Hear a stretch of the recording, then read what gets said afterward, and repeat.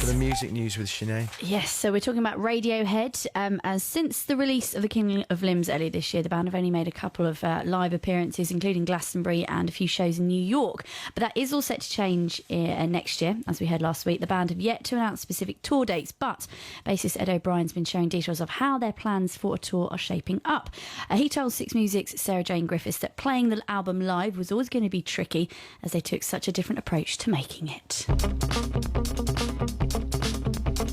Making a record's a great goal to make, but we didn't know what it was going to sound like or what form it would take. We knew that we didn't want to pick up our instruments in a traditional way like we did on In Rainbows. We wanted to do something different. There are similarities here with Kid A. That was a completely studio-conceived album, no live rehearsals beforehand, and this was very much the same. When we released it, it was like we were scratching our heads figuring out how we were actually going to play this. Beats is at the fore on this record, so consequently we got another drummer in. We had to find a way of making it work. And how did it feel getting on stage and doing it then? Did it feel right? Well, from us initially it was quite nervy, but the great thing was there was a definite connection with the audience. I know that people have felt this is like Radiohead being tricky and being obtuse. Well, it's not. We just made a different type of record, and I think what's great about playing it live is people are making that connection and actually getting it. So they go back to the record and go, oh, okay. I think the important thing is that it's got to be a set in itself. It's got to work. You know, last time we went out, it felt very much like In Rainbows plus the greatest hits, and it's not going to be like that this time. I guess it's going to be predominantly of this record and the last record, and then see which songs fit around that.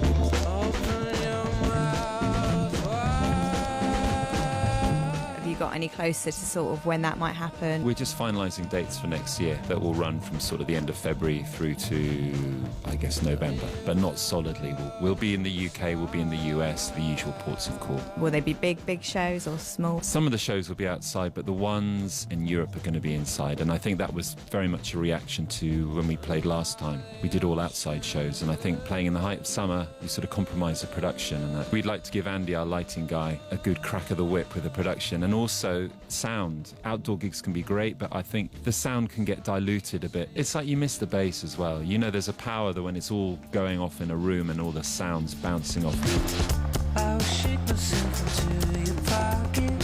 Outdoor gigs can be the best gigs, but you're at the mercy of the elements. It just doesn't feel right this time. I think the record, which has got a lot of detail in it, it needs to sonically be in a space where the music is loud, strong, and detailed. When you sort of went to make this record, there was a yearning for you all to get in the studio. Is there now a bit of a yearning to get on the road as well? Yeah, totally. I mean, I think that's the luxury of where we are at the moment. When we go out and play live, it's because we want to play live. It's not to promote a record. It's not because we feel we have to.